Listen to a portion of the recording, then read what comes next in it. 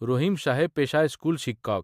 তার সবচেয়ে বিশ্বস্ত বন্ধু পুরনো নীল 10 বছরের পুরনো এই সাইকেল। রং চটে গেছে, চেইন মাঝে মধ্যে পড়ে যায়। ভোরের স্নিগ্ধ বাতাস যখন মুখে লাগে তখন নিজেকে রাজা মনে হয়।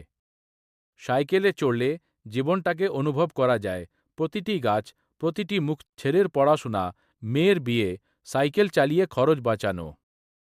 বর্ষার দিনে সব গাড়ি আটকে যায়, কিন্তু সাইকেল এগিয়ে চলে। জীবনটাও ঠিক এই সাইকেলের মতো, ভারসাম্য বজায় রেখে এগিয়ে যেতে হয়। আজ রহিম সাহেব অবসরে, ছেলে বড় চাকরি করে, বাড়িতে গাড়ি এসেছে। কিন্তু আজও বিকেলের রোদে পুরনো সাইকেলটি বের করেন তিনি।